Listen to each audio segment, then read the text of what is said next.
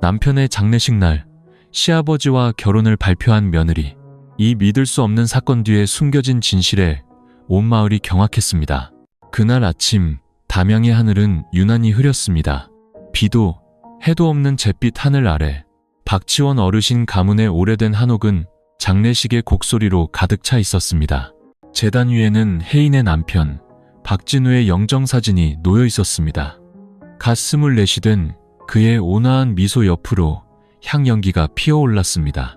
혜인은 방구석에 웅크리고 앉아 있었습니다.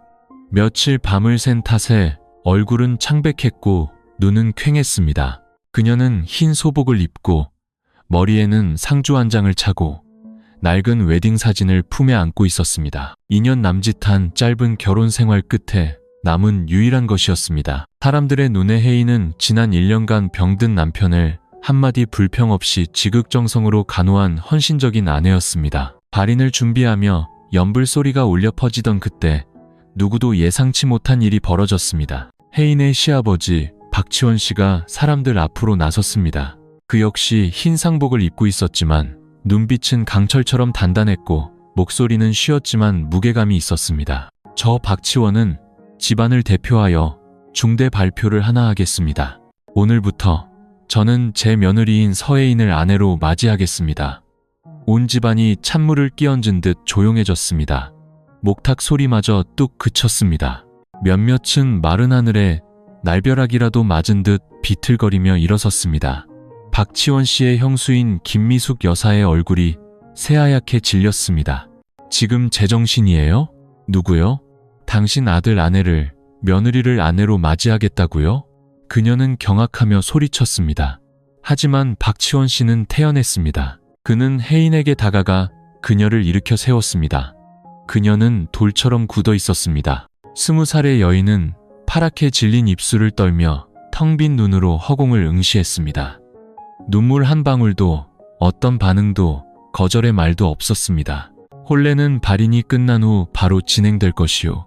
조상님과 온 집안 어른들이 지켜보는 앞에서 누구도 감히 입을 열지 못했습니다. 그때 집안 어르신 한 분이 나섰습니다. 자네가 정 그렇다면 내가 주례를 서겠네. 하지만 나중에라도 모두에게 이 일을 설명해야 할 걸세. 이건 자네 혼자만의 일이 아니야. 마을 사람들은 웅성거리기 시작했습니다.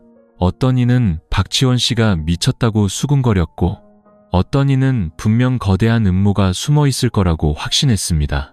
하지만 박치원 씨의 서슬퍼런 눈빛에 모두 입을 다물었습니다. 아들의 관 옆에서 환갑을 앞둔 늙은 아버지가 막 과부가 된 며느리를 아내로 맡겠다고 선언한 것입니다. 인륜을 저버린 미친 짓처럼 보였지만 그는 미치지 않았습니다. 그는 아무도 이해하지 못하는 거대한 게임을 시작한 것입니다. 그리고 그 뒤에 숨겨진 진실이 드러났을 때 모두가 경악하게 됩니다. 한참 떨어진 담양의 시골 마을, 구불구불한 개우리 과수원을 휘감아 도는 그곳에 초가집 한 채가 논밭 사이에 외로이 서 있었습니다. 그곳은 혜인이 장애를 가진 어머니와 선천성 심장병을 앓는 남동생과 함께 자란 곳이었습니다. 8살 때부터 그녀는 어머니를 부축해 무료약을 타러 다녔고 할머니를 도와 시장에서 떡을 팔아 푼돈을 벌었습니다. 혜인은 어릴 때부터 유난히 예뻤습니다. 하얀 피부, 사슴 같은 눈망울, 가녀린 몸매. 하지만 그 아름다움이 세상의 날선 시선을 막아주진 못했습니다. 예쁘면 뭐해, 가난하면 다 소용없지. 사람들은 그렇게 말했습니다. 가난 때문에 중학교도 마치지 못하고 매일같이 버스터미널과 시장 골목을 돌며 복권을 팔아야 했습니다. 18살 그녀는 처음으로 박진우를 만났습니다. 봉사활동을 하러 시골에 내려온 도시 청년이었습니다. 그는 하얀 셔츠에 안경을 쓴 학구적인 모습이었습니다. 그는 혜인을 동정의 눈빛이 아닌 감탄의 눈으로 바라봐 주었습니다. 그날 그는 복권을 전부 사주고는 어머니와 동생을 위한 우유까지 한 상자 안겨주었습니다. 그 만남 이후 그는 약과 빵 그리고 따뜻한 웃음을 들고 자주 찾아왔습니다. 2년 동안 혜인은 감히 어떤 꿈도 꾸지 못했지만 그는 달랐습니다. 어느 날 그는 그녀를 아버지에게 소개했습니다. 박치원 씨는 그녀를 위아래로 훑어보더니 별말 없이 말했습니다. 사랑한다면 책임져야지. 결혼시켜. 그들에게는 화려한 약혼식도 웨딩카도 없었습니다. 이웃 아주머니가 빌려준 한복을 입고 조촐한 식사를 하는 것이 전부였습니다. 하지만 혜인은 그 어느 때보다 행복했습니다. 시댁은 수백 평의 대지에 자리한 으리으리한 한옥이었습니다. 혜인은 마치 신데렐라가 된 기분이었습니다. 남편 진우는 건설 엔지니어로 착하고 아내를 아낄 줄 아는 남자였습니다. 시아버지 박치원 씨는 과묵하고 차가웠지만 그녀를 미워하지는 않았습니다. 오직 진우의 큰어머니, 즉 박치원 씨의 형수인 김미숙 여사만이 늘 그녀를 차갑게 쏘아볼 뿐이었습니다. 집안의 재정을 관리하는 그녀는 혜인에게 집안의 큰일은커녕 부엌일조차 맡기지 않았습니다. 혜인은 오직 청소, 빨래, 그리고 남편 간병만 할 수 있었습니다. 불행은 그때부터 시작되었습니다. 결혼 1년 후 진우가 쓰러졌습니다. 말기 신부전증이었습니다. 혜인은 그의 곁을 한시도 떠나지 않았습니다. 얼마 안 되는 결혼 예물을 다 팔고 식당 설거지, 시장 허드레실 등 닥치는 대로 일하며 남편의 약값을 벌었습니다. 김미숙 여사는 날이 갈수록 그녀를 못마땅해 했습니다. 네가 무슨 애군이라도 끼었기에 들어오자마자 애가 저렇게 알아눕니? 박치원 씨는 누구의 편도 들지 않았습니다. 그는 그저 툇마루에 앉아 멀리 산을 바라보며 차를 마실 뿐이었습니다. 아내가 일찍 세상을 떠난 후 그는 아들 진우와 형수와 함께 살며 말이 줄었고 집안일에 좀처럼 관여하지 않았습니다. 혜인은 이를 악물고 버텼습니다. 진우만 살아준다면 모든 것이 괜찮아질 거라고 믿었습니다. 하지만 운명은 가난이나 상실보다 더 끔찍한 반전을 준비하고 있었습니다. 그해 겨울, 담양에는 차가운 바람이 불었습니다. 오래된 한옥의 나무 문틈으로 스며드는 냉기는 뼛속까지 시렸습니다. 안쪽 작은 방, 혜인은 남편의 병상 옆에 웅크리고 앉아 있었습니다. 며칠 밤을 새운 탓에 눈가는 퀭했습니다. 남편 진우는 낡은 침상에 조용히 누워 있었습니다. 피부는 누렇게 떴고 입술은 바싹 말라 있었습니다. 가끔 한밤중에 발작을 일으키며 경련하다가 희미하게 그녀의 이름을 불렀습니다. 신부전증은 날로 악화되었습니다. 의사는 신장 이식을 받거나 꾸준히 혈액 투석을 받지 못하면 몇 달 남지 않았다고 했습니다. 하늘이 무너지는 것 같았습니다. 아니, 정말 무너졌습니다. 모아둔 돈은 이미 바닥났고 친어머니가 남겨주신 유일한 옷가락지마저 전당포에 맡긴 뒤였습니다. 혜인은 화장실에서 소리 없이 울며 굳은 살 박인 손을 움켜쥐었습니다. 어릴 적 자신들을 버리고 떠난 아버지를 찾아가 애원해볼까도 생각했지만 살아있는지 죽었는지조차 알 수 없었습니다. 이제 그녀가 의지할 수 있는 사람은 시아버지 박치원 씨뿐이었습니다. 하지만 그는 너무나 냉정했습니다. 그녀가 무릎 꿇고 진우의 투석비를 빌려달라고 애원할 때마다 그는 차갑게 말했습니다. 더 살아봤자 고통만 길어질 뿐이다. 마음의 준비나 하거라. 그럴 때면 혜인은 그가 뼛속까지 미웠습니다. 자식에게 정한 줌 없는 무정한 사람이라고 생각했습니다. 하지만 그녀는 몰랐습니다. 등 뒤에서 그가 주먹을 꽉 쥐어 손톱이 살을 파고들고 있었다는 것을. 그는 단지 다른 사람 앞에서 눈물을 보이고 싶지 않았을 뿐입니다. 그리고 운명의 그날이 왔습니다. 그날 아침 혜인은 일찍 일어나 진우를 위해 묽은 흰죽을 끓였습니다. 그녀는 침대 옆에 앉아 조곤조곤 시시콜콜한 이야기를 들려주었습니다. 문득 진우가 그녀의 손을 잡았습니다. 그의 눈시울이 붉었습니다. 나랑 약속 하나만 해줄래? 무슨 약속이든 다 할게요. 말해봐요. 그녀는 떨리는 손으로 답했습니다. 만약 내가 없어져도 당신은 계속 살아야 해. 나 때문에 더 이상 고생하지 말고, 그리고 이 집에서 아버지를 제외하고는 아무도 믿지 마. 아버지는 당신이 생각하는 것처럼 나쁜 분이 아니야. 혜인은 얼어붙었습니다. 더 물어보기도 전에 진우가 기침을 터뜨렸고 입가로 피가 흘러나왔습니다. 그녀는 비명을 지르며 사람들을 불렀습니다. 온 집안이 발칵 뒤집혔습니다. 병원으로 옮겼지만 의사는 고개를 저었습니다. 병원에 도착하기 전에 이미 심장이 멎었다고 했습니다. 다정했던 남자, 신혼여행 한번 데려가 주지 못했던 남편, 가난해도 내가 꼭 지켜줄게 라고 말했던 그가 마지막 유언 한마디 남기지 못하고 그녀의 품에서 떠나갔습니다. 이틀 뒤 장례식이 급하게 치러졌습니다. 혜인은 그림자처럼 움직였습니다. 너무 큰 슬픔에 눈물조차 나오지 않았습니다. 그녀는 영정 앞에 조용히 앉아 등 뒤에서 들려오는 수군거림을 못 들은 척했습니다. 결혼한 지 2년 만에 남편 잡아먹었으니 꼴 좋다. 저 집안도 복도 없지. 이제 누가 저 뒤치다거리를 한담. 그 와중에 박치원 씨만이 아들의 관옆을 한시도 떠나지 않았습니다. 그는 소리내 울지도 말을 하지도 않았습니다. 그저 아들을 바라보다가 이내 혜인을 애처로우면서도 무언가 중대한 결심을 한 듯한 눈빛으로 바라볼 뿐이었습니다. 발인 전날 밤 박치원 씨가 조용히 혜인의 방으로 들어왔습니다. 그녀는 남편의 옷을 끌어안은 채 잠들지 못하고 있었습니다. 내일 그가 천천히 입을 열었습니다. 진우를 보내고 나면 너를 내 아내로 맡고 싶다. 혜인은 잘못 들었다고 생각했습니다. 그녀는 고개를 돌려넉 나간 눈으로 그를 바라보았습니다. 아버님, 무슨 말씀이세요? 저는 진우 씨 아내잖아요. 그랬지. 하지만 내일부터는 내 아내가 될 것이다. 그날 밤 혜인은 석상처럼 뜬 눈으로 밤을 새웠습니다. 박치원 씨의 말이 텅 빈 머릿속에서 계속 맴돌았습니다. 이해할 수 없었고 이해하고 싶지도 않았습니다. 어떻게 며느리가 시아버지의 아내가 될 수 있단 말인가. 남편이 죽은 바로 다음 날에 가슴이 터질 듯 아팠습니다. 진우를 잃은 슬픔이 채가시기도 전에 더 잔인한 충격과 마주해야 했습니다. 박치원 씨는 여전히 문 앞에 서 있었습니다. 희미한 등불 아래 그의 그림자가 길게 드리워졌습니다. 그의 목소리는 쉬었지만 단호했습니다. 지금 당장 대답할 필요는 없다. 하지만 똑똑히 들어둬라. 이것이 너 자신과 진우가 남긴 것을 지킬 수 있는 유일한 방법이다. 진우 씨가 뭘 남겼는데요? 그 사람은 남긴 게 아무것도 없어요. 혜인은 절망적인 눈빛으로 속삭였습니다. 재산이 아니다. 진실이지.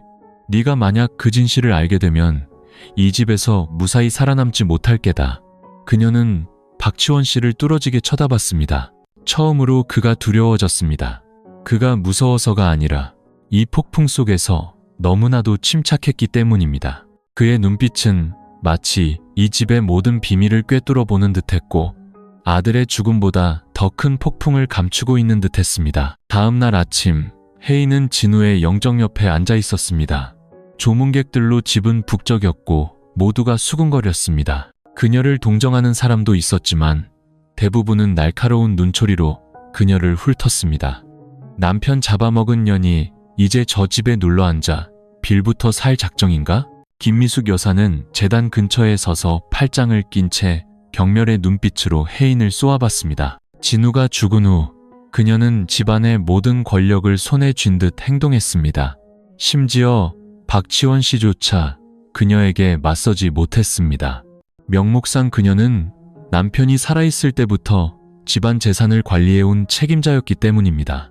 발인 시간이 다가오자 박치원 씨가 영정 앞으로 나섰습니다. 그는 마이크를 들고 모든 친척과 조문객들을 훑어보았습니다. 그의 목소리가 울려 퍼졌습니다. 오늘 제 아들 진우를 보내는 것 외에 한 가지 더 드릴 말씀이 있습니다.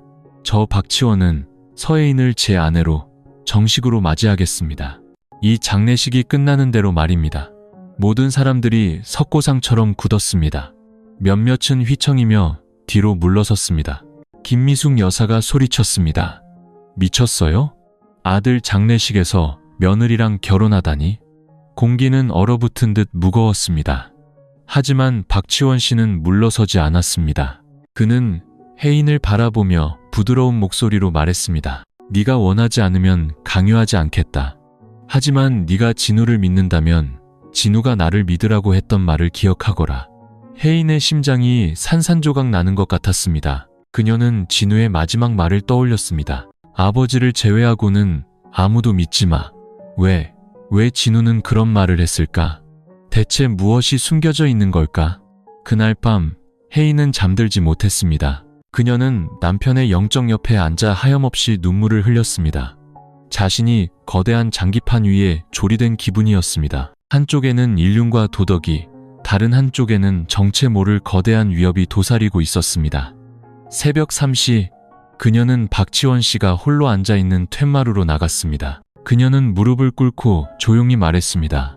진우 씨의 말처럼 저를 지켜주시겠다고 약속하신다면 따르겠습니다. 박지원 씨는 말없이 고개만 가볍게 끄덕였습니다. 하지만 그 순간 그의 눈빛에는 뼛속 깊은 고통이 서려 있었습니다. 그리고 다음 날 장례식이 끝나자마자 결혼식이 거행되었습니다. 온 집안 친척들, 아들의 재단, 그리고 아직 드러나지 않은 비밀들 앞에서 그날 정오, 진우의 발인이 끝나고 묘지에 다녀온 박씨 가문 사람들은 슬픔에 잠길 틈도 없이 날벼락 같은 소식을 접해야 했습니다. 향연기가 채가 시지 않은 종갓집 대청마루에서 박지원 씨가 혜인의 손을 잡고 조상님과 아들의 영혼 앞에서 즉시 간소한 혼례를 올리겠다고 선언한 것입니다. 김미숙 여사의 얼굴이 분노로 붉게 달아올랐습니다. 그녀는 가장 먼저 격렬하게 반대했습니다. 정말 미쳤군요, 도련님. 아들 무덤에 흙도 안 말랐는데 며느리를 취하다니요. 염치도 없으세요? 박지원 씨는 침착함을 잃지 않았습니다. 제가 한 일은 제가 책임집니다. 조상님께서 벌하신다면 저 혼자 받겠습니다. 하지만 만약 누군가 이 일을 빌미로 진우가 남긴 것을 빼앗으려 든다면 저 또한 가만히 있지 않을 겁니다. 그 말은 비수처럼 나라와 공기를 갈랐습니다. 온 집안이 침묵에 잠겼습니다. 마당 뒤 대나무 숲을 스치는 바람 소리만이 들려왔습니다. 결혼식은 온 집안의 경악과 분노 속에서 치러졌습니다. 어떤 이는 중간에 자리를 박차고 나갔고, 어떤 이는 마당에서 욕설을 퍼부었으며, 어떤 이는 휴대폰으로 이 광경을 찍어 먼 곳에 친척들에게 전송했습니다. 하지만 박지원 씨는 묵묵히 예를 마쳤습니다. 혜인은 그의 옆에서 텅 빈 눈으로 떨리는 손을 맞잡고 물러서지 않았습니다. 혼례가 끝나자 소문은 마른들에 불 번지듯 온 동네로 퍼져나갔습니다. 사람들은 혜인이 재산을 차지하기 위해 시아버지를 유혹했다고 수군거렸습니다. 어떤 이는 그녀가 남편을 죽게 만들고 더 높은 자리를 차지하려는 불효우라고 말했습니다. 김미숙 여사는 온 동네를 다니며 그녀를 비난했습니다. 복권 팔던 시골뜨기가 이제 안주인이 되려 한다며 그녀를 아홉고리 여우에 비유했습니다. 혜인은 모든 것을 들었지만 반응하지 않았습니다. 매일 밤 그녀는 방에 앉아 진우의 영정사진을 끌어안고 속으로 되뇌었습니다. 당신이 아버님을 믿으라고 했죠. 그래서 믿었어요. 그런데 왜 이렇게 외로울까요? 박지원 씨는 모든 것을 지켜보고 있었습니다. 그는 혜인이 치르고 있는 대가를 알았고 집안의 분노는 시작에 불과하며 더 무서운 일이 기다리고 있다는 것을 직감했습니다. 결혼식 며칠 후 집안 어른들이 모인 자리에서 김미숙 여사는 갑자기 진우 할아버지의 유언장을 다시 열어봐야 한다고 주장했습니다. 옛 유언장에는 집안 재산이 명확하게 분배되어 있었습니다. 제사를 모시는 토지와 재정 관리권은 박지원 씨의 장남인 진우에게 상속된다고 되어 있었습니다. 이제 진우가 죽었으니 그 상속분은 자신의 가게로 돌아와야 한다고 그녀는 주장했습니다. 자신만이 유일하게 자격 있는 후계자라는 것이었습니다. 혜인은 이제 갓 들어온 며느리에 자식도 없고 이런 비상식적인 짓까지 저질렀는데 어떻게 진우 몫을 가질 수 있겠어요? 그녀는 목소리를 높였습니다. 하지만 박지원 씨는 천천히 다른 종이 한 장을 꺼내 들었습니다. 그것은 그가 직접 작성하고 공증까지 받은 새로운 유언장이었습니다. 거기에는 진우가 죽기 전에 남긴 서명도 있었습니다. 새 유언장에 따르면 진우의 모든 상속 재산은 그의 아내, 즉 혜인이 물려받게 되어 있었습니다. 그리고 이제 그녀는 내 아내이니 법적으로 이 집의 주인이 되는 것이요. 김미숙 여사는 책상을 치며 눈을 부릅떴지만 더 이상 아무 말도 하지 못했습니다. 다른 친척들은 서로 눈치만 볼 뿐 누구도 감히 끼어들지 못했습니다. 그녀의 분노는 단순히 땅이나 돈 때문이 아니었습니다. 그것은 그녀가 오랫동안 준비해온 거대한 계획이 틀어지고 있었기 때문입니다. 그 계획을 서두르지 않으면 서혜인이라는 저 어린 여자 때문에 모든 것이 수포로 돌아갈 판이었습니다. 긴장감 넘쳤던 가족회의가 끝나고 김미숙 여사는 거의 이성을 잃은 상태로 방으로 돌아갔습니다. 높게 튼 머리가 한쪽으로 기울었고 입술은 피가 나도록 깨물고 있었습니다. 평생 남들 위해 군림하며 돈과 권력을 쥐고 살았던 그녀였습니다. 그런데 이제 이름조차 제대로 불러주지 않던 시골뜨기 계집애에게 모든 것을 빼앗기게 생긴 것입니다. 저딴 게 감히 이 집의 주인이 되겠다고? 좋아, 내가 가만두지 않을 테다. 그녀는 피처럼 붉어진 눈으로 중얼거렸습니다. 혜인은 그날 이후 더욱더 문을 걸어 잠그고 살았습니다. 꼭 필요한 일이 아니면 집 밖으로 나가지 않았고 김미숙 여사와의 마주침을 피했습니다. 하지만 그녀는 이 집에서 평화란 결코 존재할 수 없는 것이라는 사실을 알고 있었습니다. 결혼식 일주일 후 혜인이 진우의 낡은 책장을 정리하다가 우연히 봉인된 작은 봉투 하나를 발견했습니다. 겉에는 남편의 비스듬한 글씨체로 이렇게 쓰여 있었습니다. 혹시 나에게 무슨 일이 생기면 아버지와 혜인이 함께 열어보세요. 그녀의 손이 떨렸습니다. 봉투를 열자 안에는 상속 재산 관련 서류에 공증된 사본과 아직 보내지 않은 고소장 사본이 들어 있었습니다. 제목은 선명했습니다. 김미숙의 재산 횡령 행위에 대한 고발장. 그녀는 숨을 멈췄습니다. 고소장은 위조된 토지 양도 계약서 사진, 가족 장부에서 의도적으로 누락된 재산 목록 등 증거 자료와 함께 정교하게 작성되어 있었습니다. 모든 서류는 김미숙 여사의 이름으로 되어 있었습니다. 그리고 고소장 아래에는 진우가 남긴 짧은 글귀가 있었습니다. 아직 이 고소장을 보내지 않은 것은 큰어머니께서 뉘우치실 거라 믿기 때문입니다. 하지만 만약 제가 없다면 아버지께서 저를 대신해 이 일을 바로잡아 주세요. 혜인은 서류 뭉치를 끌어안고 눈물을 쏟았습니다. 그는 그녀가 생각했던 것처럼 편안하게 떠난 것이 아니었습니다. 그는 마지막 순간까지 그녀와 아버지를 지키기 위해 홀로 싸우고 있었던 것입니다. 그날 저녁 혜인은 박치원 씨 앞에 편지를 내려놓았습니다. 그는 놀라지 않았습니다. 그저 가볍게 고개를 끄덕이고는 서랍장에서 또 다른 서류 뭉치를 꺼냈습니다. 원본이었습니다. 나도 오래전부터 알고 있었다. 하지만 진우가 살아있을 때 이 일을 터뜨리면 그 아이가 상처받을까봐. 그 녀석은 여전히 형수를 좋은 사람이라고 믿고 있었으니까. 그럼 왜 더 일찍 공개하지 않으셨어요? 만약 먼저 공개했다면 그 여자는 상속법의 허점을 이용해 가족 분쟁을 이유로 모든 재산을 동결시켜달라고 법원에 요청했을 게다. 그랬다면 너와 나는 모든 것을 잃었을 거야. 그럼 저와 결혼하신 이유가 맞다. 너를 법적인 상속자로 만들어 그 여자가 재산을 빼앗지 못하게 막기 위해서였다. 혼인신고서 한 장이면 모든 것이 그 여자의 손이 닿지 않는 곳에 있게 되니까. 그제야 혜인은 박치원 씨가 두고 있던 거대한 장기판의 모든 수를 이해하게 되었습니다. 그와 그녀, 아무것도 가진 것 없어 보이던 두 사람이 사실은 가장 중요한 말이었습니다. 한편 김미숙 여사는 자신의 계획이 탄로난 줄도 모르고 있었습니다. 그녀는 여전히 몰래 위조된 등기 서류를 만들며 집안의 땅 일부를 강변 신도시에 있는 부동산 개발업자에게 팔아넘길 계획을 세우고 있었습니다. 하지만 그녀가 모르는 것이 있었습니다. 그녀의 모든 통화와 서류 서명은 누군가에게 감시당하고 있었습니다. 그는 다름 아닌 박치원 씨의 사촌 동생이자 은퇴한 검사 출신인 이경수 씨였습니다. 그는 현재 박 씨 가문의 공동재산을 감독하는 역할을 맡고 있었고 조용히 때를 기다리고 있었습니다. 일요일 아침 박 씨 가문은 종갓집에서 임시 가족회의를 열었습니다. 가문의 어른인 이경수 씨가 회의를 주재했습니다. 회의 내용은 진우의 사망 이후 가문의 재산과 유산을 전반적으로 재검토하는 것이었습니다. 그날의 분위기는 사뭇 달랐습니다.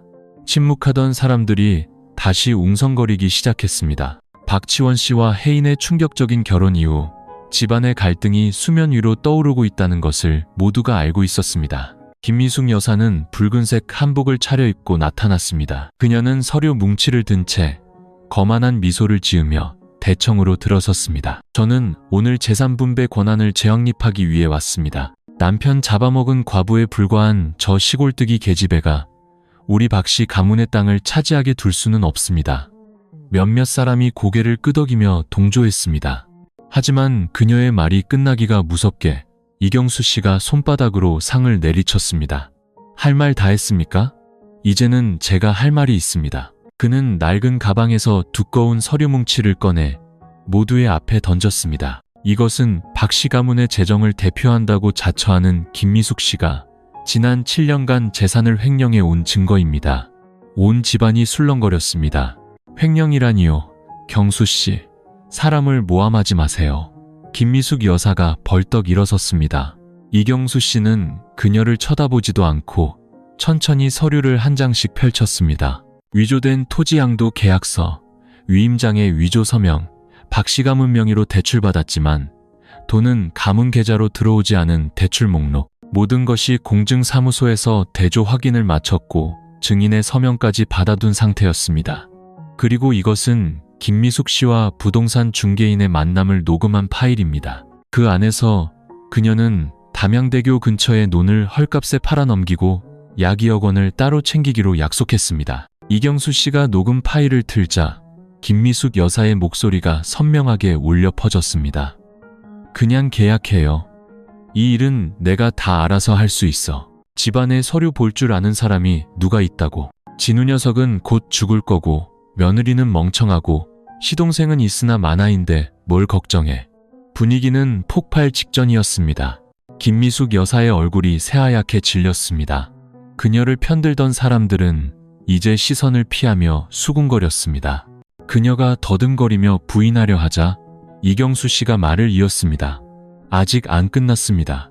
이것은 박지원 씨의 아들 진우가 죽기 전에 작성해둔 고소장입니다. 하지만 이를 크게 만들고 싶지 않다며 저와 아버지에게만 몰래 보냈습니다. 이제 제가 그 아이를 대신해온 집안 앞에서 이 사실을 공표하는 겁니다. 김미숙 여사는 더 이상 서 있을 수 없었습니다. 그녀는 의자에 주저앉았고 얼굴은 잿빛이 되었습니다. 한때 박씨 가문을 쥐고 흔들고 해인을 모질게 구박했던 여인이 조상들의 위패 앞에서 벌거벗겨진 순간이었습니다. 할 말 있소, 형수. 박지원 씨가 일어서며 담담하게 물었습니다. 김미숙 여사가 고개를 들었습니다. 눈은 붉게 충혈되어 있었습니다. 나는 단지 내 몫을 지키고 싶었을 뿐이에요. 남편이 죽고 이 집안을 지탱한 건 나였어요. 그런데 당신들은요? 아들은 내팽개치고 며느리는 시아버지 침상에 기어오르고 이제 와서 도덕군자인 척해요? 입 닥쳐. 집안 어른 한 분이 소리쳤습니다. 내년은 더 이상 말할 자격이 없어. 평생 이 집에 빌붙어 살았으면서 이제는 가문까지 망치려 들어? 이경수 씨가 손을 들어 모두를 진정시켰습니다.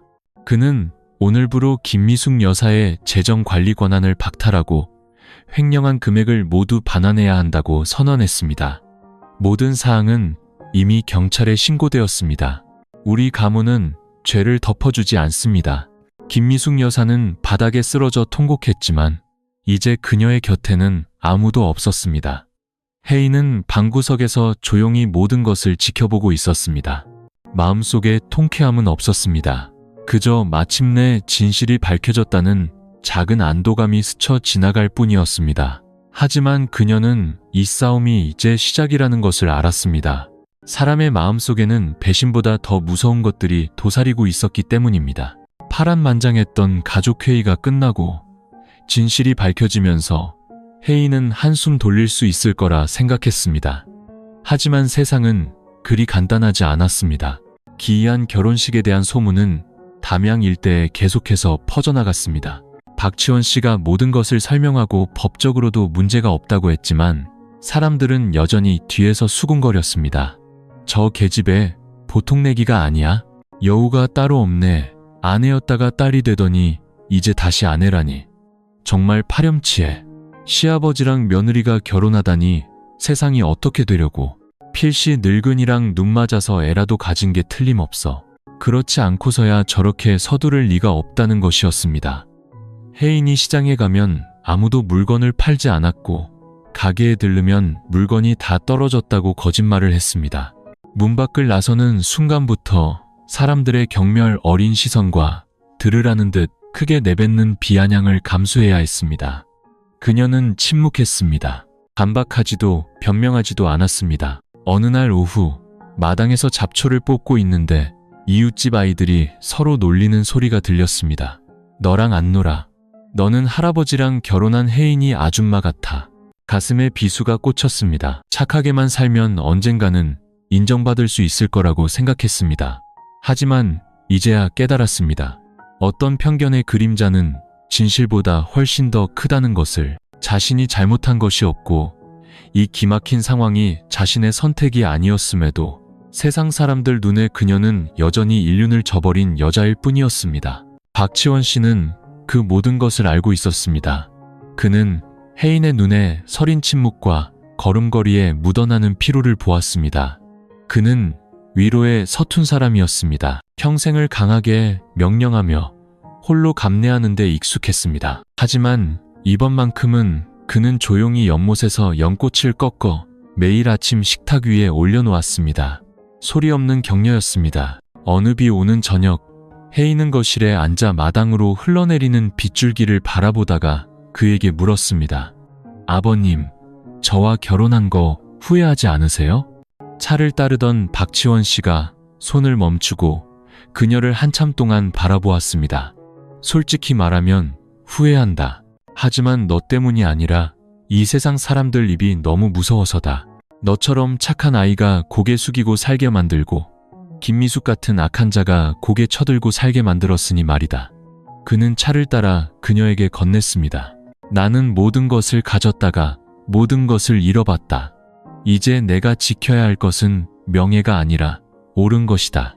그리고 너는 진우가 남긴 마지막 옳은 것이다. 혜인은 울음을 터뜨렸습니다. 서러워서가 아니었습니다. 기나긴 고통의 시간 끝에 처음으로 혼자가 아니라고 느꼈기 때문입니다. 그날 이후 그녀는 변하기 시작했습니다. 그녀는 박치원 씨에게 허락을 구해 버려져 있던 뒤뜰을 개간해 채소를 심고 닭 몇 마리를 키우기 시작했습니다. 사람들의 수군거림에 신경 쓰지 않았습니다. 매일같이 밭에 나가 땅을 갈고 씨를 뿌리고 물을 주었습니다. 그녀를 놀렸던 이웃집 아이에게는 잘 익은 과일을 건넸습니다. 점차 아이들이 그녀의 집에 놀러오는 횟수가 늘었고 시장의 상인들도 다시 말을 걸어주기 시작했습니다. 하지만 그 평화가 뿌리내리기도 전에 또 다른 충격적인 소식이 찾아왔습니다. 낯선 남자가 혜인을 찾아와 자신을 그녀 어머니의 옛 지인이라고 소개했습니다. 그는 쪽지 한 장을 남기고 떠났습니다. 친아버지에 대한 진실을 알고 싶다면 어머니 제삿날 황룡면 12번지로 오시오. 발신인은 없었지만 그 글씨체는 혜인에게 소름 끼치는 기억을 떠올리게 했습니다.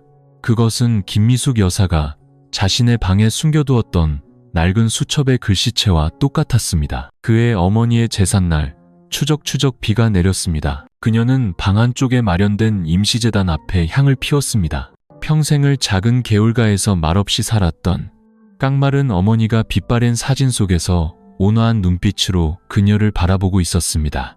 혜인의 손에는 낯선 남자가 남긴 쪽지가 들려 있었습니다. 황룡면 12번지, 평생 어머니에게서 들어본 적 없는 주소였습니다. 하지만 마지막 문장이 그녀를 그냥 지나칠 수 없게 만들었습니다. 당신 친아버지는 이곳에 살았고 박씨 가문과도 무관하지 않소. 그녀는 박치원 씨에게 아무 말 없이 쪽지를 주머니에 넣었습니다. 스스로 과거로부터 답을 찾아야만 했습니다. 12번지는 새로 지어진 상가들 사이에 끼어있는 낡은 단층집이었습니다. 한 60대 남자가 문을 열어주었습니다. 서혜인 양이요? 그가 머뭇거리며 물었습니다. 그녀가 고개를 끄덕이자 그는 그녀를 안으로 안내했습니다.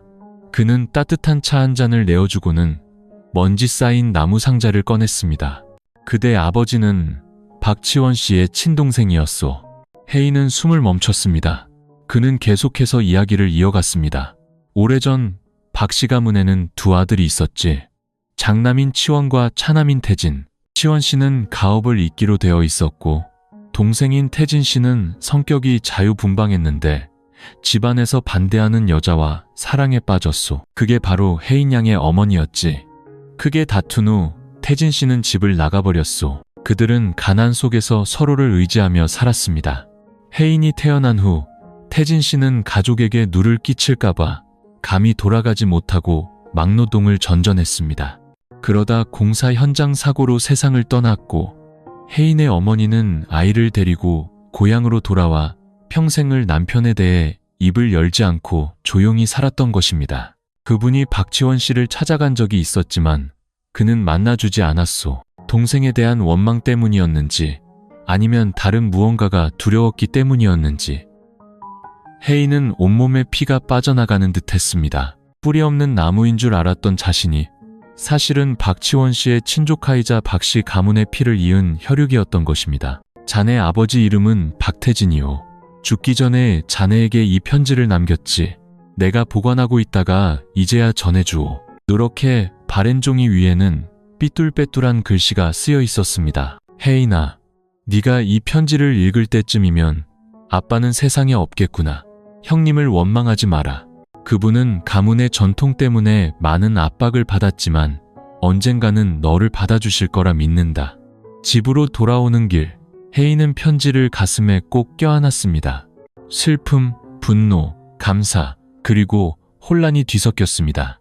울어야 할지 웃어야 할지 알 수 없었습니다. 그녀가 집에 들어섰을 때 박지원 씨는 싸늘하게 식은 찻잔을 들고 거실에 앉아 있었습니다. 그녀를 보자 그는 벌떡 일어섰습니다. 그의 눈에는 당혹감이 역력했습니다. 그녀는 다가가 편지를 상위에 올려놓았습니다. 언제부터 알고 계셨어요?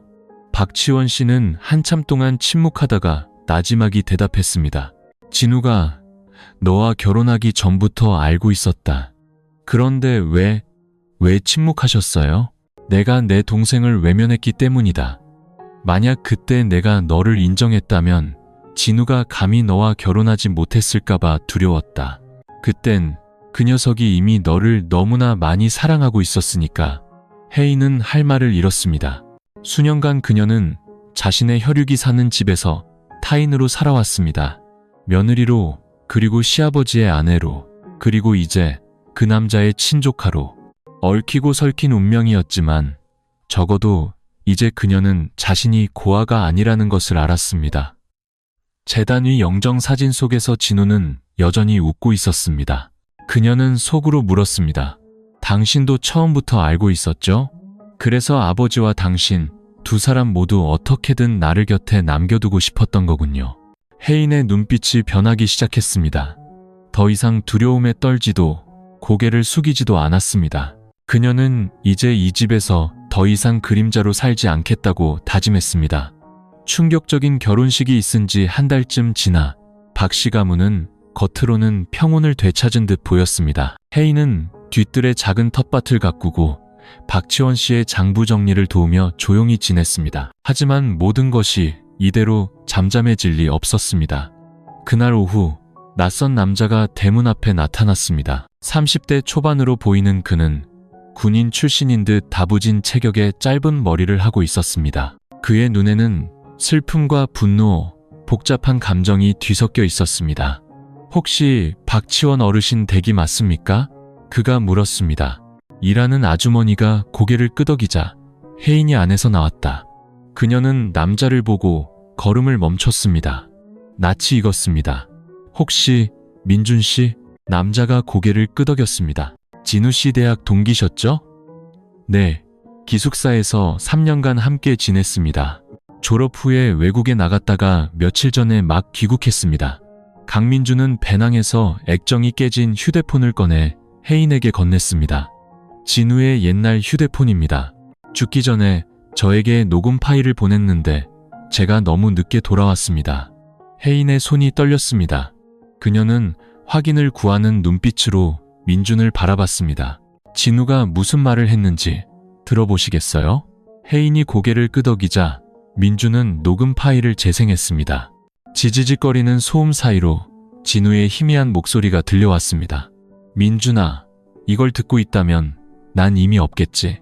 그런데 나 병으로 죽는 게 아닌 것 같아. 최근에 내가 먹는 약이 바뀐 것 같아. 자꾸 어지럽고 헛것이 보이고 가끔은 필름이 끊겨.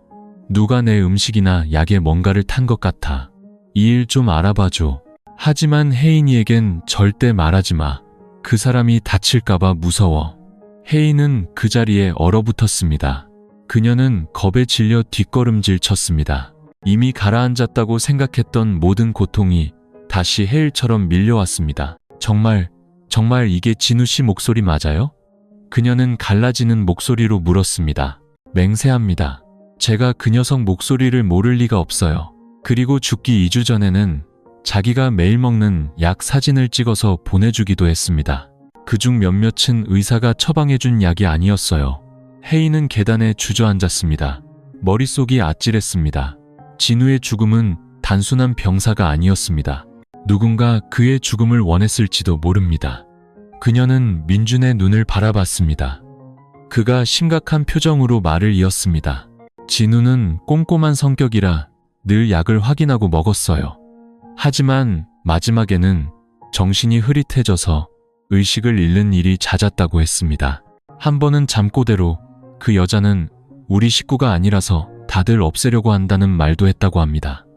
혜인은 온몸의 세포가 떨리는 것을 느꼈습니다. 그들은 누구이며 왜 그녀를 없애려 했을까? 그녀는 자신을 쳐다보던 김미숙 여사의 눈빛과 남편 잡아먹은 년이라고 비아냥대던 목소리를 떠올렸습니다. 설마 그 사람이? 하지만 정말 누군가 손을 썼다면 왜 1년 동안이나 진우를 살려두었을까? 어쩌면 목적은 진우가 아니라 혜인 그리고 재산이었을지도 모릅니다. 그때 박지원 씨가 밖으로 나왔습니다. 그는 민준을 보고는 아들의 친구임을 알아본 듯 고개를 끄덕였습니다. 민준이 일어나 인사했습니다. 며칠만이라도 이 댁에 머물게 해주십시오. 진우가 죽기 전에 무슨 일이 있었는지 꼭 알아내고 싶습니다. 박지원 씨는 민준의 눈을 깊이 들여다보고는 고개를 끄덕였습니다. 그러게, 이 집에는 아직 밝혀지지 않은 일이 너무 많아. 자네가 그 아이와 친했다면 나를 도와 모든 것을 밝혀주게. 아무리 고통스러운 진실이라도 상관없네. 혜인은 낡은 휴대폰을 마치 죽은 남편의 마지막 남은 일부인 양 꼭 껴안았습니다. 하지만 이제 그녀의 마음속에는 작은 불씨가 타오르기 시작했습니다. 만약 누군가 진우를 그녀에게서 빼앗아갔다면 그들은 반드시 대가를 치르게 될 것이라고. 다음 날 아침 혜인은 진우의 방 앞에 서 있었습니다. 방은 그가 살아있을 때와 똑같이 정돈되어 있었습니다. 민준이 옆에 서서 물었습니다. 진우가 마지막으로 먹던 약 보관하고 있나요? 혜인은 고개를 끄덕이고 서랍을 열었습니다. 그 안에는 아직 개봉하지 않은 약병 몇 개가 있었습니다. 그녀는 혈액투석 약과 간장약 2병을 민준에게 건넸습니다. 모두 라벨이 선명했지만 민준은 3번째 약병에 주목했습니다. 유일하게 라벨이 없는 약병이었습니다. 이건 뭐죠? 혜인은 고개를 저었습니다. 정리하다가 다른 약들 사이에 섞여 있는 걸 봤어요. 영양제인 줄 알고 신경 쓰지 않았어요. 민준은 조심스럽게 약병을 챙겨 검사소에서 일하는 친구에게 전화를 걸었습니다. 오후에 혜인과 민준은 사설검사소를 찾았습니다. 잠시 후 결과가 나왔습니다. 라벨 없는 약병 안에는 소량의 디아제팜 성분이 검출되었습니다. 처방전 없이 사용할 수 없는 신경안정제였습니다. 장기간 복용 시 신경쇠약, 기억상실, 의식장애, 간손상 등을 유발할 수 있었습니다. 소량이지만 2달 이상 지속적으로 복용했다면 매우 위험한 결과로 이어질 수 있다는 것이었습니다. 혜인은 의자에 주저앉았습니다. 진우는 정확히 그런 증상을 보였습니다. 피로감, 헛소리, 기억력 감퇴. 하지만 의사는 신부전증의 합병증이라고 했고 그녀도 그렇게 믿었습니다. 이제야 모든 조각이 맞춰지는 듯했습니다. 민준이 약병을 들고 말했습니다. 누군가 일부러 라벨을 떼고 다른 약들 사이에 섞어둔 겁니다. 환자와 가족 모두를 속이기 위해서요. 그런데 누가 매일 진우 씨 약에 접근할 수 있었을까요? 혜인은 기억을 더듬었습니다. 약을 배달해주는 사람은 없었습니다. 약을 받고 관리한 사람은 그녀, 박지원 씨, 김미숙 여사, 그리고 일하는 아주머니뿐이었습니다. 민준이 물었습니다. 혹시 약 관리를 못하게 막은 사람이 있었나요? 혜인은 문득 떠올렸습니다. 김미숙 여사였습니다. 진우가 막 치료를 시작했을 때 그녀는 유난히 걱정하는 척하며 약을 챙기는 일을 자처했습니다. 이런 건 내가 할게. 너는 아직 젊어서 실수하면 큰일 나. 그때는 진심이라고 믿었습니다. 하지만 돌이켜보면 진우가 갑자기 쓰러졌던 날은 대부분 김미숙 여사가 죽이나 약을 방으로 가져다 준 후였습니다. 한 번은 그녀가 오렌지 주스에 무언가를 타는 걸 봤어요. 보약이라고 하길래 물었더니 시골에서 올라와 뭘 한다고 그렇게 묻느냐며 화를 냈어요. 민주는 모든 것을 기록했습니다. 동기와 기회, 모든 것이 그녀를 가리키고 있었습니다. 하지만 가장 큰 질문이 남아 있었습니다. 왜 진우를 해쳐야만 했을까? 민주는 진우가 보냈던 옛날 메시지를 다시 확인했습니다. 특별한 메시지 하나가 눈에 띄었습니다. 내가 죽으면 그 여자가 담양대교 옆 땅 문서를 갖게 해서는 안 돼. 그 땅은 진우가 박지원 씨에게 구두로 물려받은 가장 가치 있는 땅 중 하나였습니다. 만약 진우가 법적 절차를 마치기 전에 죽는다면 원본 서류를 가진 사람이 주인이 될 터였습니다. 혜인은 벌떡 일어섰습니다. 이제 모든 것을 이해했고 그녀는 지금껏 단 한 번도 용기 내지 못했던 일을 해야 할 때라는 것을 알았습니다. 그날 오후 부엌에서 혜인이 고구마를 깎고 있는데 김미숙 여사가 들어왔습니다. 요즘 우리 조카면은 임께서 아주 바쁘시더군. 채소도 심고 약 성분 검사도 하고 의사라도 되려는 모양이지? 혜인은 그녀를 쳐다보지 않고 말했습니다. 그저 제 남편이 병으로 죽었는지 아니면 누군가 일부러 죽게 만들었는지 알고 싶을 뿐이에요. 그 말에 방 안의 공기가 싸늘하게 가라앉았습니다. 김미숙 여사가 잠시 멈칫하더니 웃음을 터뜨렸습니다. 아프니까 죽었지. 누가 또 내 귀에다 이상한 소리를 속삭이더냐? 혜인이 고개를 돌렸습니다. 처음으로 그녀의 눈이 김미숙 여사를 똑바로 향했습니다. 증거가 있어요. 라벨 없는 약병, 검사 결과, 진우 씨가 남긴 녹음 파일, 그리고 민준 씨의 증언까지. 경찰이 재수사에 착수하기에 충분한 증거들이요. 김미숙 여사가 찻잔을 탁 내려놓았습니다. 얼굴이 굳어지기 시작했습니다. 네가 아주 대단해졌구나. 서혜인? 복권 팔던 계집애가 이제 법인이 증거니 하는 말도 알고 내가 무서워할 것 같아? 무서워하시라고 하는 말이 아니에요. 모든 것이 공개되기 전에 조용히 계시라는 뜻이에요. 김미숙 여사가 비웃었습니다. 네가 시아버지랑 결혼했다고 이 집이 내 것이 된 줄 알아? 그 안주인 자리는 박지원 씨가 내려준 거지. 네가 잘나서 얻은 게 아니야. 혜인은 침착하게 답했습니다. 저는 안주인 자리는 필요 없어요. 진실이 필요할 뿐이에요. 그리고 진실은 누군가 진우 씨 약을 바꿔치기 했고 그가 쓰러질 때마다 아주머니께서 약을 가져다 주셨다는 거죠. 그 약병은 집안 사람이 아니면 넣을 수가 없어요. 김미숙 여사가 주먹을 꽉 쥐었습니다. 증거도 없으면서 날 범인으로 모는 거냐? 내가 그렇게 허술하게 흔적을 남길 사람으로 보여? 아주머니는 남기지 않으셨겠죠. 하지만 진우 씨는 남겼어요. 그는 알고 있었고 의심했고 모든 것을 기록해뒀어요. 김미숙 여사가 뒷걸음질 쳤습니다. 분노와 두려움에 얼굴이 하얗게 질렸습니다. 그 애가 감히 나를 의심해? 내가 약 하나, 죽 한 그릇까지 다 챙겨줬는데. 혜인은 또박또박 말했습니다. 그를 걱정하신 건가요? 아니면 그가 땅 문서를 넘기기 전에 죽기를 바라신 건가요? 방 안의 공기는 질식할 듯 무거워졌습니다. 바람이 창문을 거세게 흔들었습니다. 김미숙 여사는 혜인을 바라봤습니다. 처음으로 그녀의 눈에 공포가 서렸습니다. 발각되었다는 공포가 아니라 모든 것이 드러나면 수십 년간 쌓아온 명성과 권력, 모든 것을 잃게 될 것이라는 두려움이었습니다. 혜인은 칼을 내려놓고 그녀에게 다가갔습니다. 저는 싸움을 잘하는 사람이 아니에요. 하지만 제 남편이 억울하게 죽는 걸 그냥 보고만 있지는 않을 거예요. 복수를 원하는 게 아니에요. 정의를 원할 뿐이에요. 김미숙 여사가 의자에 주저앉았습니다. 아버님을 찾아가 모든 걸 말씀드리세요. 제가 이 일을 경찰에 알리기 전에요. 혜인은 부엌을 나섰습니다. 그녀는 위층으로 올라갔습니다. 박지원 씨가 진우의 재단 앞에 서 있었습니다. 그분과 이야기 나눴어요. 그녀가 작게 말했습니다. 그는 돌아보지 않고 고개를 끄덕였습니다. 그 여자는 쉽게 포기하지 않을 게다. 하지만 이제부터는 너 혼자 두지 않겠다. 혜인은 진우의 영정사진을 바라보며 속으로 다짐했습니다. 오빠, 내가 다 밝혀낼게요. 진실이 아무리 고통스러워도. 혜인과 김미숙 여사의 대립 이후 이틀이 지나고 집안의 공기는 팽팽한 긴장감에 휩싸였습니다. 그날 아침 한중년 여성이 집으로 찾아왔습니다. 그녀는 자신을 예전에 진우를 돌봤던 가사도우미 순자라고 소개했습니다. 혜인은 기억했습니다.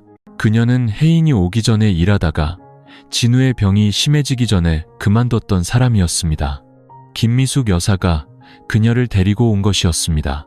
내가 결백하다는 걸 증명해줄 사람이요. 누군가 나를 모함하려 든다면 양쪽 말을 다 들어봐야지. 거실에 모여 앉아 순자 씨가 입을 열었습니다. 그때 제가 진우 도련님 약이랑 식사를 다 챙겼어요. 의사 선생님 지시대로만 했습니다. 김미숙 여사님은 아무것도 바꾸지 않으셨어요. 민준이 물었습니다. 그럼 라벨 없는 약병은 뭡니까? 순자 씨가 대수롭지 않게 웃으며 말했습니다. 아, 그거요? 도련님이 너무 쇠약해 보여서 제가 동네 약재상에서 사온 간에 좋은 민간 약초예요. 독 같은 거 아니에요. 혜인이 물었습니다. 그게 보약이라는 증거가 있나요?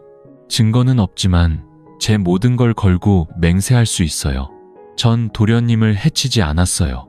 김미숙 여사가 옆에서 거들었습니다. 봤지? 음모도 독약도 없어. 그냥 할 일 없는 것들이 소설을 쓰고 있는 거야. 박지원 씨는 침묵했습니다. 민준이 순자 씨를 응시하며 다시 물었습니다. 아주머니께서 그만두신 후에도 그 약병은 계속해서 서랍에 있었습니다. 그럼 누가 계속 약을 준 거죠? 순자 씨가 순간 당황했지만 이내 태연하게 답했습니다. 그만둘 때 남은 걸 김미숙 여사님께 드렸어요. 아마 그분이 계속 주셨나 보죠. 말이 안 된다고 생각하지 않으세요? 의사가 있는데 왜 출처도 모르는 약을 계속 먹입니까? 민준이 날카롭게 파고들었습니다. 김미숙 여사가 소리쳤습니다. 그만둬요. 당신이 뭔데 우리 집 사람을 범죄자 취급해? 혜인이 일어섰습니다. 그녀는 순자 씨를 똑바로 쳐다보며 말했습니다. 정말 떳떳하다면 약병에 묻은 지문 감식을 의뢰해도 되겠습니까? 경찰이 그 약의 출처를 조사하는 것도 괜찮으시겠어요? 순자 씨의 얼굴이 굳어졌습니다. 그녀는 김미숙 여사를 쳐다봤고 한때 당당했던 그녀의 얼굴에도 당혹감이 스쳤습니다. 좋아, 마음대로 해. 하지만 아무것도 안 나오면 무고죄로 고소할 테니 각오해. 박지원 씨가 일어서며 한마디 한마디 힘주어 말했습니다. 우리는 고소가 두렵지 않소. 죽은 사람에게 떳떳하지 못한 것이 두려울 뿐이지. 그 말에 온 집안이 다시 침묵에 잠겼습니다. 혜인은 더 이상 아무 말도 하지 않았습니다. 그녀는 조용히 방으로 올라갔습니다. 그녀의 손에는 밀봉된 비닐봉지에 담긴 약병이 들려 있었습니다. 다음 날 그것은 검사 결과와 함께 경찰서로 보내질 것이었습니다. 이제 이 싸움은 말싸움이 아니라 법과 양심의 대결이었습니다. 약병을 경찰에 보낸 지 사흘 후 집안은 숨막히는 정적에 휩싸였습니다. 나흘째 되던 아침 민준의 전화가 울렸습니다. 경찰서 형사였습니다. 약품 검사 결과가 나왔으니 와서 확인하라는 것이었습니다. 혜인과 민준은 즉시 경찰서로 향했습니다. 조사실에서 그들은 감정서를 받았습니다.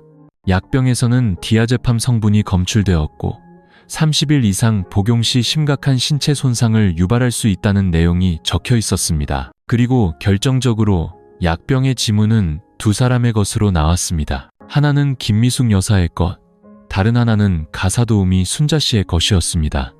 혜인은 눈을 감았습니다. 눈물이 흘러내렸습니다. 더 이상 의심이나 추측이 아니었습니다.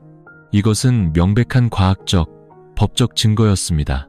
그날 오후 경찰이 김미숙 여사와 순자 씨를 조사하기 위해 집으로 찾아왔습니다. 경찰차가 대문 앞에 서자 김미숙 여사의 얼굴이 핏기 없이 하얗게 질렸습니다. 순자 씨는 겁에 질려 혜인에게 물었습니다. 정말 경찰에 신고한 거예요? 혜인은 대답 대신 두 경찰관에게 고개 숙여 인사하고 문을 열었습니다. 김미숙 여사가 책상을 치며 소리쳤습니다. 안 가. 난 사람 죽이지 않았어. 경찰관이 차분하게 소환장을 내밀었습니다. 체포하는 것이 아니라 조사에 협조해달라는 겁니다. 거부하시면 강제 집행할 수밖에 없습니다. 박치원 씨가 안에서 나왔습니다. 그는 김미숙 여사를 쳐다보지도 않고 차갑게 말했습니다.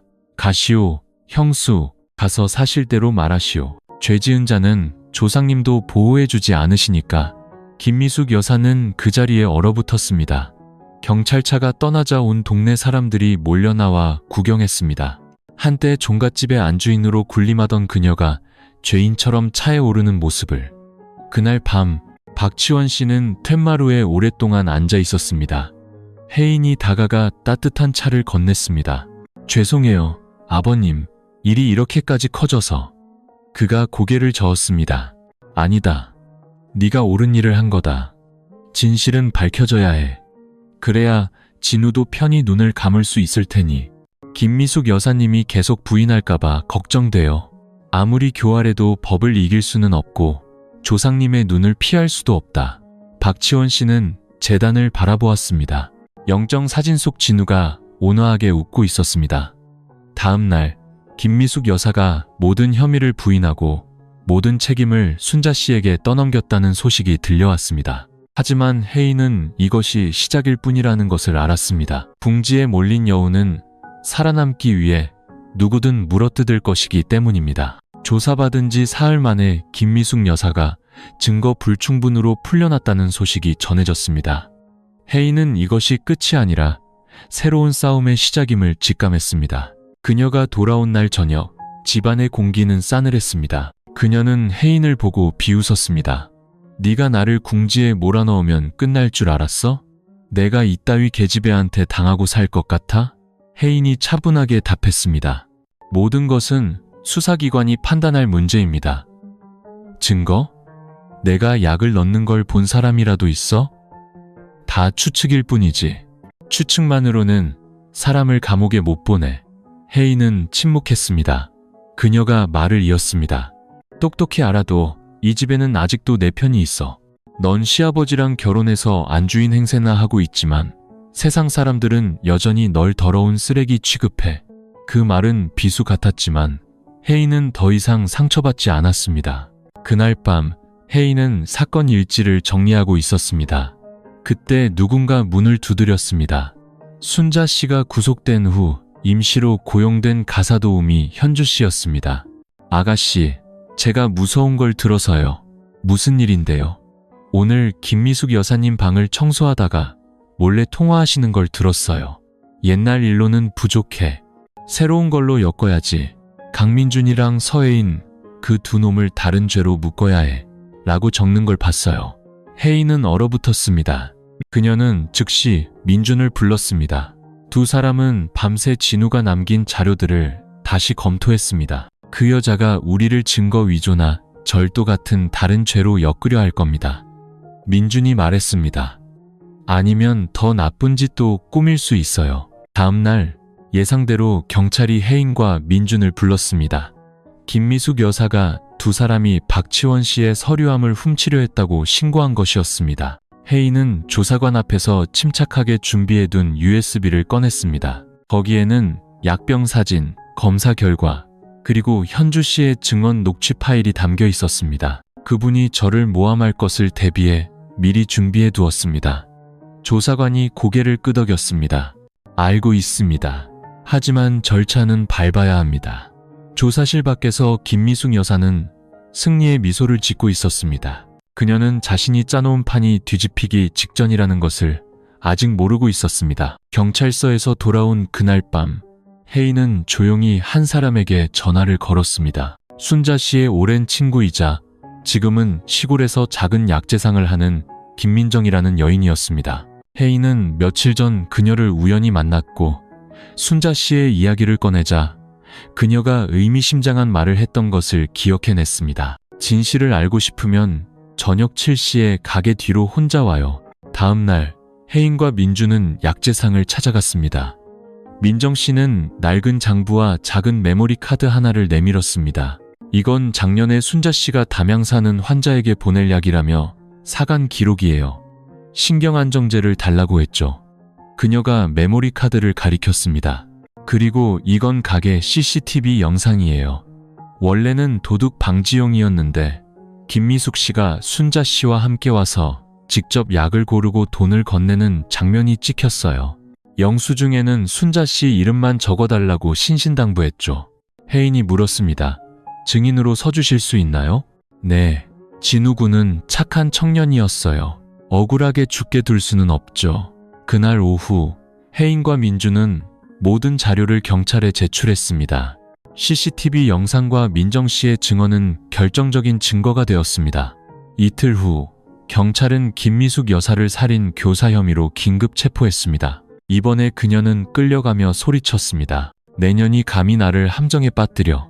하지만 그 외침에 귀 기울이는 사람은 아무도 없었습니다. 그날 저녁 혜인은 진우의 재단에 향을 피웠습니다. 슬픔과 안도감이 뒤섞인 묘한 감정이 밀려왔습니다. 그때 박치원 씨가 다가와 그녀의 어깨에 손을 얹었습니다. 미안하다. 너에게 이 모든 짐을 지게 해서. 혜인이 고개를 저었습니다. 아버님도 아프셨잖아요. 박치원 씨는 진우의 사진을 보며 처음으로 눈물을 흘렸습니다. 내 아들이 너무 억울하게 갔구나. 하지만 이제라도 한을 풀어주게 되어 다행이다. 밖에서는 바람이 불었지만 혜인의 마음은 조금씩 평온을 되찾고 있었습니다. 그녀는 더 이상 복권 팔던 약한 소녀가 아니었습니다.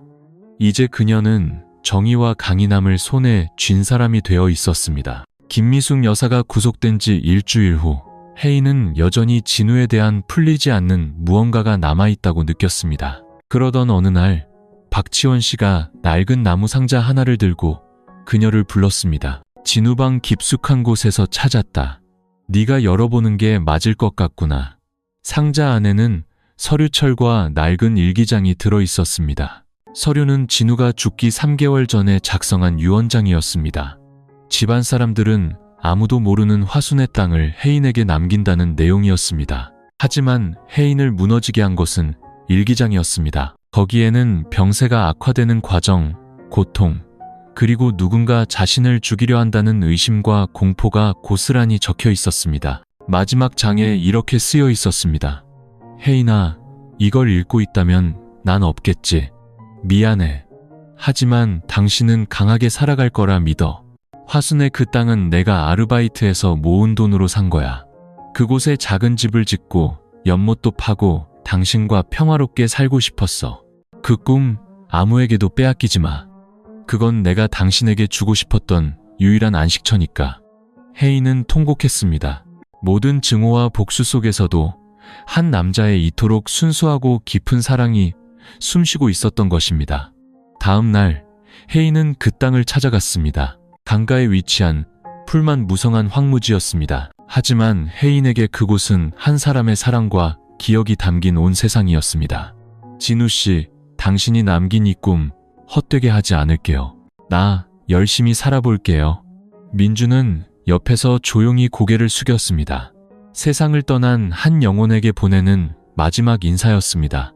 모든 일이 밝혀진 후 박씨 가문에도 변화의 바람이 불었습니다. 더 이상 뒤에서 수군거리는 소리도 경멸의 눈빛도 없었습니다. 가문의 제삿날, 예전에 혜인을 무시했던 큰어머니가 그녀 앞에 다가와 조용히 말했습니다. 아가, 예전에 내가 못되게 굴었던 거 마음에 담아두지 마라. 혜인은 원망 없이 가볍게 미소 지었습니다. 가문의 어른인 이경수 씨 역시 모든 친척들 앞에서 혜인에게 공식적으로 사과했습니다. 우리가 편견에 눈이 멀어 너를 지켜주지 못했다. 미안하다. 그날 혜인은 처음으로 집안 어른들이 앉는 상석에 초대받았습니다. 그녀를 남편 잡아먹은 년이라 부르던 사람들이 이제는 고개를 숙이고 있었습니다. 그날 밤 혜인은 툇마루에 앉아 자신이 가꾼 작은 텃밭을 바라보았습니다. 호박 넝쿨이 자라고 고추가 빨갛게 익어가고 있었습니다. 모든 것이 조용히 새롭게 생명을 키워내고 있었습니다. 박지원 씨가 옆에 앉아 말했습니다. 이제 마음이 좀 편해졌느냐? 네. 때로는 큰 것을 잃고 나서야 소중한 것을 깨닫게 되지. 나처럼 말이다. 그들은 더 이상 아무 말도 하지 않았습니다. 특별한 이유로 맺어졌던 두 사람 사이에는 이제 사랑이 아닌 감사와 연민, 그리고 깊은 유대감이 자리 잡고 있었습니다. 어떤 결혼은 사랑으로 시작되지 않지만 그것이 반드시 틀린 것은 아니었습니다. 때로는 옳은 것을 지키기 위해 태어나는 결혼도 있는 법이니까요. 화순의 땅은 작은 강가에 있었습니다. 혜인은 박씨 가문을 떠나 그곳에서 새로운 삶을 시작하기로 결심했습니다. 진우가 남긴 돈과 박치원 씨의 도움으로 그녀는 작은 목조주택을 짓기 시작했습니다. 매일같이 땅을 갈고 씨앗을 심고 땀 흘려 일했습니다. 처음에는 동네 사람들이 호기심 어린 눈으로 그녀를 바라봤지만 그녀는 묵묵히 자신의 삶을 살아갔습니다.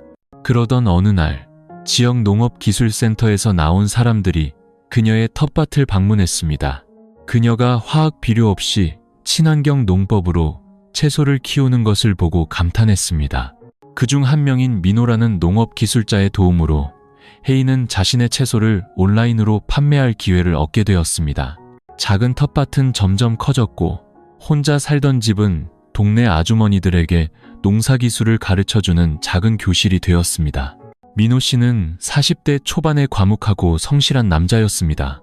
그는 자주 혜인의 텃밭에 들러 비료나 새로운 종자를 가져다주며 조용히 그녀를 도왔습니다. 그는 그녀의 과거를 묻지도 그녀를 동정하지도 않았습니다. 어느 비 오는 날 그는 흠뻑 젖은 채 처마 밑에서 비를 피하며 웃었습니다. 농부에게 피할 수 없는 게 두 가지 있죠. 햇볕이랑 비. 그런데 비는 가끔 사람 마음도 적셔주더군요. 그 말에 혜인은 진우를 떠올렸습니다. 그 역시 그런 말을 하곤 했습니다. 그날 이후 혜인은 조금씩 마음을 열었습니다. 그들은 사랑을 이야기하지 않았지만 조용히 서로의 곁을 지켰습니다. 어느 날 혜인은 진우의 낡은 일기장을 다시 펼쳤습니다. 첫 장에는 이렇게 쓰여 있었습니다. 만약 당신을 기다려줄 수 있는 사람을 만난다면 다시 사랑해줘. 혜인은 조용히 일기장을 덮었습니다. 어쩌면 그 사람이 지금 처마 밑에서 조용히 하늘을 바라보고 있는지도 모른다고 생각했습니다. 설날 아침 혜인은 홀로 조촐한 차례상을 준비하고 있었습니다. 그때 박치원 씨가 커다란 매화나무 가지를 들고 예고 없이 찾아왔습니다. 네가 혼자 설을 보내게 할 수는 없지. 그 단순한 말 한마디에 혜인은 목이 메었습니다. 잠시 후 민호 씨도 찾아왔습니다. 세 사람은 조촐하지만 따뜻한 설날 밥상을 함께 했습니다. 누구도 과거를 이야기하지 않았지만 그들의 마음속에는 깊이 새겨진 한 사람, 진우가 함께하고 있었습니다. 저녁이 되어 혜인은 홀로 마당에 섰습니다. 민호 씨는 여전히 묵묵히 그녀의 곁을 지키고 있었습니다. 제 과거에 깊이 들어오려고 하지 마세요. 그녀가 말했습니다. 그가 고개를 끄덕였습니다. 누군가를 대신할 생각은 없습니다. 그저 당신이 어둠 속에서 걸어 나올 때 옆에서 넘어지지 않게 부축해주고 싶을 뿐입니다. 그녀는 미소 지었습니다. 마당의 매화나무 가지에서 노란 꽃망울 하나가 막 터져 나오고 있었습니다. 이번 설은 더 이상 아프지 않았습니다. 느리고 평온한 새해가 다가오고 있었습니다. 아무도 미래를 알 수 없지만 한 가지는 확실했습니다. 그녀는 살았고, 사랑했고, 잃었고, 그리고 마침내 성장했습니다. 영원한 어둠은 없었습니다. 용기를 내어 한 걸음 내딛는다면 빛은 언제나 그곳에서 기다리고 있다는 것을 그녀는 이제 알고 있었습니다. 인생에는 소설에서나 일어날 법한 일들이 벌어지곤 합니다. 하지만 때로는 가장 비상식적으로 보이는 사건이 가장 깊은 깨달음의 시작이 되기도 합니다. 행복을 꿈꾸며 시집온 젊은 여인 혜인이 겪은 상실과 배신, 오해, 그리고 세상의 외면. 하지만 그녀는 결국 자신의 힘으로 일어섰습니다. 이것은 동화가 아니라 부드럽지만 약하지 않고 인내하지만 굴복하지 않으며 쓰러지지만 포기하지 않는 한 인간의 강인함에 대한 증거입니다. 그리고 박치원 씨, 한때 권위의 상징이었지만 자신의 지위를 이용해 타인에게 상처를 줬던 그는 아들의 마지막 눈빛 앞에서 자신의 과오를 깨달았습니다. 그는 멈출 줄 알았고 속죄할 줄 알았으며 아버지라는 이름에 걸맞은 행동으로 자신의 잘못을 바로잡았습니다. 이 이야기는 해피엔딩이 아닐지도 모릅니다. 왕자님도 일확천금도 동화 같은 사랑도 없습니다. 오직 작은 텃밭, 낡은 재단, 소박한 밥상, 그리고 폭풍우를 지나온 후 서로를 더 진실하게 아끼는 법을 배운 사람들만이 있을 뿐입니다.